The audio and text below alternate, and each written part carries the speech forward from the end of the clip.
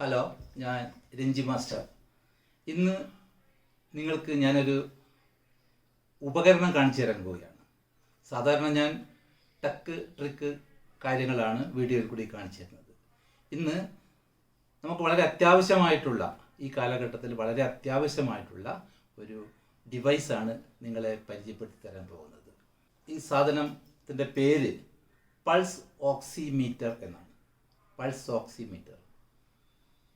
എനിക്കിത് എൻ്റെ ഒരു സുഹൃത്ത് നൽകിയതാണ്. അപ്പോൾ അത് നിങ്ങളൊന്ന് പരിചയപ്പെടുത്തുക എന്നതാണ് ഈ വീഡിയോ കൊണ്ട് ഉദ്ദേശിക്കുന്നത്.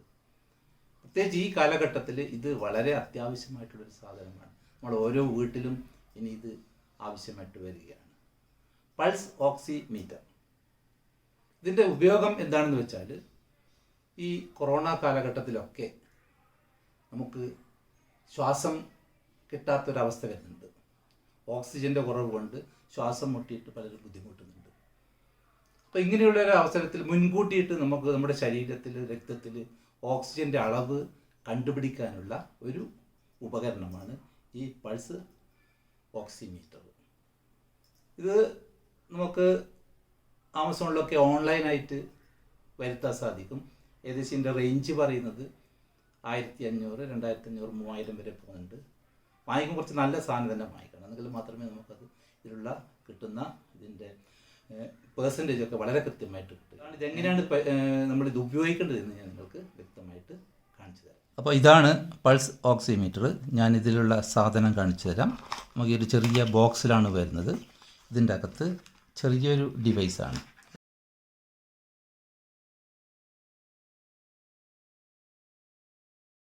അതിൻ്റെ കൂടെ ഒരു ടാഗ് കിട്ടുന്നുണ്ട്. പിന്നെ ഇതിൻ്റെ ഒരു ചെറിയൊരു സ്ലിപ്പുമാണ് കിട്ടുന്നത്. ഇത്രയും ആണ് ഇതിൻ്റെ അകത്തുള്ളത്. ഈ സാധനം ഉപയോഗിച്ചിട്ടാണ് നമ്മുടെ ശരീരത്തിലുള്ള രക്തത്തിൻ്റെ സാച്ചുറേഷൻ എത്രയാണെന്ന് കണ്ടെത്താൻ സാധിക്കുക. ഇതിൻ്റെ മുകളിലുള്ള മോണിറ്ററുണ്ട്. ഇതിലാണ് അത് എത്രയാണെന്ന് കൃത്യമായിട്ട് കാണിച്ചു തരിക. ഇതൊരു ബട്ടണാണ്. ഈ ബട്ടണാണ് അമർത്തേണ്ടത്.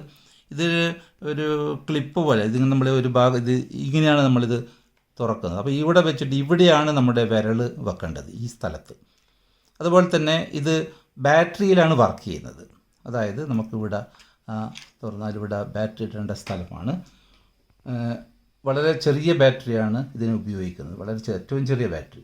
അപ്പോൾ ഇത് ബാറ്ററി നമ്മൾ കൃത്യമായിട്ട് ഇതിൽ ഒരു ചിത്രമുണ്ട്. ആ ചിത്രപ്രകാരം തന്നെ നമ്മൾ ഇത് ഫിറ്റ് ചെയ്ത് വെക്കേണ്ടതുണ്ട്. അതായത് ഇവിടെ ഇതിൻ്റെ മൊട്ട് ഇവിടെയാണ് വരുന്നത്, ഈ സ്ഥലത്ത്. അതുകൊണ്ട് നമ്മൾ ഇതുപോലെയാണ് നമ്മളിവിടെ ഫിറ്റ് ചെയ്യേണ്ടത്. അതുപോലെ തന്നെ മറ്റേതും ഇതിൻ്റെ മൊട്ട് ഈ ഭാഗത്താണ് വരുന്നത്. അതുകൊണ്ട് അത് ഇവിടെ ഇങ്ങോട്ട് ഫിറ്റ് ചെയ്യുന്നു. ഇങ്ങനെയാണ് ഇത് ചെയ്യുന്നത്. അപ്പോൾ അതിനുശേഷം നമ്മളിത് ഇതിൻ്റെ ക്യാപ്പ് ഇട്ട് വെക്കണം, ഫിറ്റായി വെച്ച്. അപ്പോൾ ഇനി ഇത് വർക്ക് ചെയ്യുന്നുണ്ടോ, നമ്മളിവിടെ ഒരു ബട്ടൺ ഒന്ന് അമർത്തി കഴിഞ്ഞാൽ ഇതിൻ്റെ അകത്ത് ഇൻഡിക്കേറ്റർ വരാൻ സാധിക്കും. അപ്പോൾ കണ്ട, അപ്പം പിന്നെ ബാറ്ററിയൊക്കെ ഓക്കെയാണ്. അപ്പോൾ ഇതിൻ്റെ ഈ ഭാഗത്താണ് നമ്മുടെ വിരൽ വെക്കേണ്ടത്. സാധാരണ ഇതിന് ഉപയോഗിക്കേണ്ടത് നമ്മുടെ വലത്തെ കൈയുടെ നടുവിരലാണ് ഇതിൻ്റെ ഉള്ളിലേക്ക് നമ്മൾ കടത്തി വെക്കേണ്ടത്. വലത്തെ കൈയുടെ നടുവിരലാണ് വെക്കേണ്ടത്. അപ്പോൾ ഇവിടെ ഇങ്ങനെ തുറന്ന് നമ്മൾ ഇവിടെ ഇതിലോട്ടേക്ക് നഖം മുകളിൽ വരുന്ന തരത്തിലായിരിക്കണം വെക്കേണ്ടത്. ഇങ്ങനെയാണ് ഇവിടെ അടച്ച് വെക്കേണ്ടത്. സ്റ്റാർട്ടാക്കുക. ഇങ്ങനെ സ്റ്റാർട്ടാക്കുന്നു. കണ്ടോ, ആ റീഡിങ് നടക്കുകയാണ്.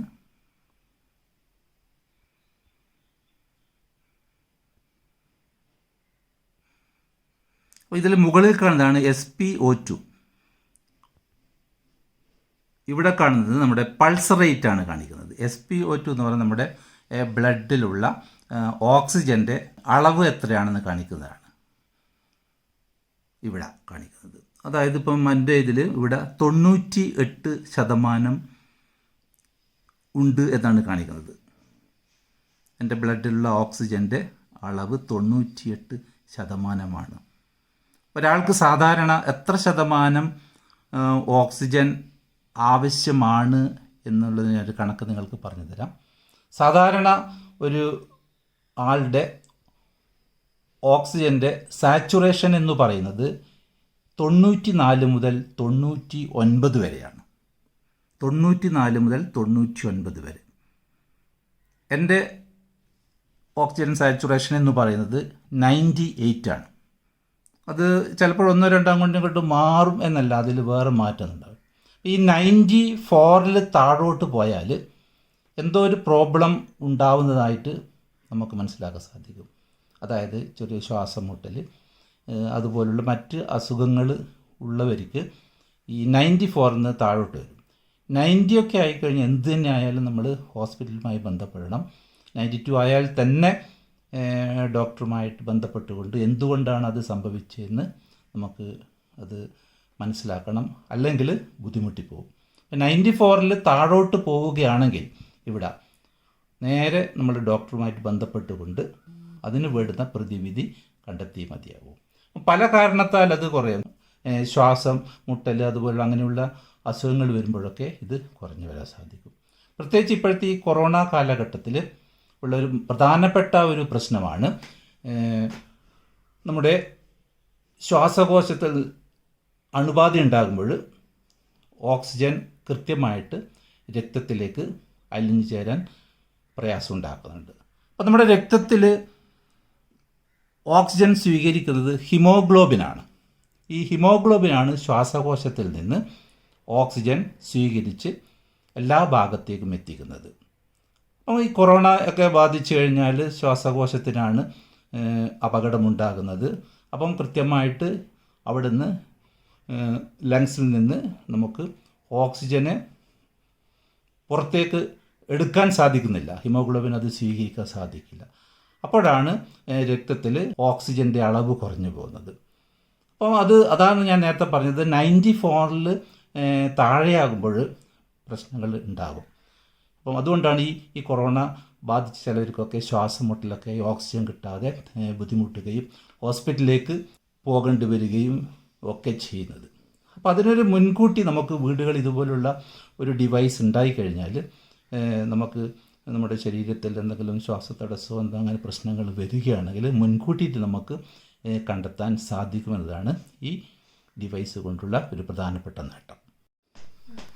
അതുപോലെ ഈ താഴെ കാണുന്നതാണ് പൾസ് റേറ്റ്, അതായത് നമ്മുടെ ഹാർട്ട് ബീറ്റ് എത്രയാണെന്ന് കാണിക്കുന്ന ഒരു ഭാഗമാണ് താഴെ കാണുന്നത്. നമ്മുടെ പൾസ് റേറ്റ്, നമ്മുടെ ഹൃദയമിടിപ്പ് എത്രയാണ്, നമുക്ക് സാധാരണ എത്ര, അതിൻ്റെ റേഞ്ചൊക്കെ നിങ്ങൾക്ക് ഞാൻ പറഞ്ഞു തരാവുന്നതാണ്.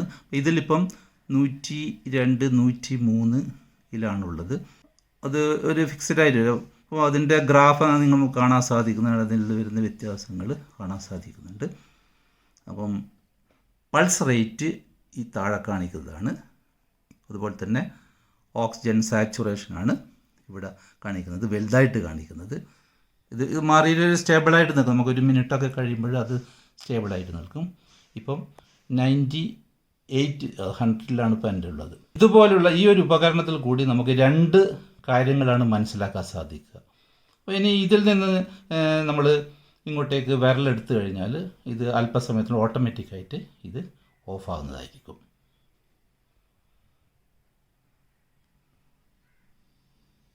ഓഫായി കഴിഞ്ഞു. പിന്നെ നമ്മളൊന്നും ചെയ്യേണ്ട ആവശ്യമില്ല. ഇതുപോലുള്ള ഒരു സാധനം നമ്മളെ വീട്ടിലുണ്ടായിക്കഴിഞ്ഞാൽ 2 കാര്യങ്ങൾ നമുക്ക് മുൻകൂട്ടി മനസ്സിലാക്കാൻ സാധിക്കുന്നതാണ്. നമ്മൾ ഹാർട്ടിന് എന്തെങ്കിലും തകരാറുകളൊക്കെ സംഭവിക്കുമ്പോഴാണ് ഇങ്ങനെയുള്ള ഇതിൽ ഈ പൾസ് റേറ്റിൽ വ്യത്യാസം വരും. ഓരോ ഏജിലുള്ളവർക്കും പൾസ് റേറ്റ് വളരെ വ്യത്യാസമുള്ളതാണ്. അപ്പോൾ അതുകൊണ്ട് ആ ഒരു റേറ്റ് ഞാൻ നിങ്ങൾക്ക് കാണിച്ചു തരാം. ഒരു മനുഷ്യൻ്റെ ഹൃദയമിടിപ്പ് റേറ്റാണ് ഇവിടെ കാണിക്കുന്നത്. അപ്പോൾ ഓരോ ഏജിലും അതിൻ്റെ റേറ്റ് വ്യത്യാസപ്പെട്ടിരിക്കും. അതായത് 1 മാസം പ്രായമായ ഒരു കുട്ടിക്ക് നോർമലായിട്ട് 100 മുതൽ 205 വരെ പൾസ് റേറ്റ് ഈ മോണിറ്ററിൽ കാണാൻ സാധിക്കും. അതുപോലെ തന്നെ 1 വർഷം പൂർത്തിയായ ഒരു കുട്ടിക്ക് 100 മുതൽ 180 വരെ കാണിക്കും. 1 വയസ്സ് മുതൽ 3 വയസ്സ് വരെ ഉള്ളവർക്ക് 98 മുതൽ 140 വരെ പൾസ് റേറ്റ് കാണിക്കും. അതുപോലെ തന്നെ 3 മുതൽ 5 വയസ്സ് വരെയുള്ളവർക്ക് 80 മുതൽ 120 വരെ കാണിക്കും. അതുപോലെ തന്നെ 5 മുതൽ 12 വരെ വയസ്സുള്ള കുട്ടികൾക്ക് 75 മുതൽ 100 വരെ കാണിക്കും. അതിന് വലിയവർക്കാണ് 60 മുതൽ 100 വരെ കാണിക്കും. ഇതാണ് സാധാരണ നോർമൽ പൾസ് റേറ്റ് എന്ന് പറയുന്നത്. ഇനി മാക്സിമം എത്ര വരെ പോകാമെന്നാണ്. ഒരു മാസം പ്രായമായ കുട്ടിക്ക് മാക്സിമം 220 വരെ പോകാം. അതിൽ കൂടുതലാണെങ്കിൽ നമ്മൾ എന്ത് തന്നെയായാലും ഡോക്ടറുമായിട്ട് ബന്ധപ്പെടണം. അതുപോലെ തന്നെ 1 വയസ്സുള്ള കുട്ടി 200-ൽ കൂടുതൽ റേറ്റ് വരികയാണെങ്കിൽ എന്ത് തന്നെയായാലും ഡോക്ടറെ പോയിട്ട് കാണേണ്ടി വരും. അതുപോലെ തന്നെ 1 വയസ്സ് മുതൽ 3 വയസ്സ് വരെയുള്ളവർക്ക് പൾസ് റേറ്റ് മാക്സിമം 180 വരെ മാത്രമേ ആവാൻ പാടുള്ളൂ, അതിൽ കൂടാൻ പാടില്ല എന്ന് പറയുന്നത്. അതുപോലെ തന്നെ 3 മുതൽ 5 വയസ്സ് വരെയുള്ളവർക്ക് മാക്സിമം 160 5 വയസ്സ് മുതൽ 12 വരെ മാക്സിമം 140. അപ്പം അഡോൾസെൻറ്റിന് വരുന്നത് 120 മാക്സിമം. ഈ 120 ഇതിൽ കൂടുതൽ വന്നു കഴിഞ്ഞാൽ എന്ത് തന്നെയായാലും നമ്മളൊന്ന് ഡോക്ടറുമായിട്ട് കൺസൾട്ട് ചെയ്യേണ്ടത് വളരെ അത്യാവശ്യമാണ്. അപ്പോൾ ഈ റേറ്റ് കൂടി നമ്മുടെ ഈ ഡിവൈസിൽ കാണിക്കുന്നുണ്ട്. അതുപോലെ തന്നെ നേരത്തെ ഞാൻ പറഞ്ഞ SP ഒരു നോർമൽ 94 മുതൽ 99% ആണ്. അതായത് നമ്മുടെ രക്തത്തിൽ ഉള്ള ഓക്സിജൻ്റെ അളവ് 94 മുതൽ 99 വരെ സാധാരണ എല്ലാവർക്കും വേണ്ടി വരും. ഇതിൽ കുറയുമ്പോഴേ ഈ 94-ൽ കുറയുന്നവരാണ് ഒന്ന് ശ്രദ്ധിക്കണമെന്ന് പറയുന്നത്. 90-ഒക്കെ താഴോട്ട് പോവുകയാണെങ്കിൽ നമ്മൾ നിർബന്ധമായിട്ടും ഹോസ്പിറ്റലൈസ് ചെയ്യണം, അതിന് വേണ്ടുന്ന ചികിത്സ തുടങ്ങണം. അങ്ങനെയാണ് നമ്മൾ അവിടെ നിന്നൊക്കെ ഓക്സിജനൊക്കെ കൊടുത്ത് ഈ രക്തത്തിൽ ഓക്സിജൻ്റെ അളവ് കൃത്യമാക്കാൻ ഡോക്ടർമാർ ശ്രമിക്കുന്നത്. അപ്പോൾ ഇതുപോലുള്ളൊരു ഡിവൈസ് വീട്ടിൽ ഉണ്ട് എന്ന് വിചാരിച്ചിട്ട് നമ്മൾ ഒരു ഫ്രീ ആയിട്ട് ഉപയോഗിക്കാൻ പാടില്ല. ഈ കൊറോണ കാലഘട്ടത്തിൽ നമുക്കറിയാം നമ്മുടെ കയ്യിലൊക്കെ ഈ കൊറോണ വൈറസുകൾ ഉണ്ടാവാം. അത് നമ്മൾ ഇതിൻ്റെ അകത്തേക്ക് വിരൽ വെച്ച് കഴിഞ്ഞാൽ അത് അവിടെ പോയി പറ്റി നിൽക്കുകയാണ്. ഇനി അതിനുശേഷം വേറൊരാളെ കൈയിട്ട് കഴിഞ്ഞാൽ അത് അയാൾക്ക് തിരിച്ച് കിട്ടുന്നുണ്ട്. അതുകൊണ്ട് നമ്മൾ ഈ കാലഘട്ടത്തിൽ ഉപയോഗിക്കുമ്പോൾ വളരെ ശ്രദ്ധിക്കണം. കൈയൊക്കെ സാനിറ്റൈസ് ചെയ്ത് അണുവിമുക്തമാക്കിയതിന് ശേഷം മാത്രമേ നമ്മൾ ഇതിൻ്റെ അകത്ത് വിരൽ വെക്കാൻ പാടുള്ളൂ. ഇതിൻ്റെ അകത്ത് നമ്മൾ സ്പ്രേ ഒന്നും ചെയ്യാൻ പറ്റില്ല, അത് മോശമായി പോകും. അതുകൊണ്ട് ആദ്യം കൈയൊക്കെ കഴുകി വൃത്തിയാക്കി അണുവിമുക്തമാക്കിയതിന് ശേഷം മാത്രമേ നമ്മൾ ഇതിൻ്റെ അകത്തേക്ക് വിരൽ വെക്കാൻ പാടുള്ളൂ. അപ്പോൾ അതിന് ശേഷം നമ്മളിത് ഉപയോഗിച്ച് കഴിഞ്ഞാൽ അപ്പാട് തന്നെ മറ്റുള്ളവർക്ക് വെക്കാൻ പാടില്ല. അവരും ഇതുപോലുള്ള ഈ മാനദണ്ഡമൊക്കെ പാലിച്ചുകൊണ്ട് മാത്രമേ ഇത് ഉപയോഗിക്കാൻ പാടുള്ളൂ. അല്ലെങ്കിൽ ഈ ഡിവൈസിൽ കൂടി നമുക്കും കൊറോണ പിടിപെടാൻ സാധ്യതയുണ്ട്. വളരെ ഇൻഫോർമേറ്റീവായിട്ടുള്ള ഈ വീഡിയോ നിങ്ങൾക്ക് ഇഷ്ടപ്പെട്ട് കാണുമെന്ന് വിചാരിക്കുകയാണ്. ഈ അറിവ് നിങ്ങൾ മറ്റുള്ളവർ കൂടി ഷെയർ ചെയ്ത് എല്ലാവരിലും എത്തിക്കണം എന്നാണ് എനിക്ക് നിങ്ങളോട് പറയാനുള്ളത്. എല്ലാവർക്കും നല്ലൊരു ആരോഗ്യപ്രദമായ ജീവിതം ഉണ്ടാവട്ടെ എന്ന് പ്രാർത്ഥിച്ചുകൊണ്ട് ഞാൻ നിർത്തുന്നു.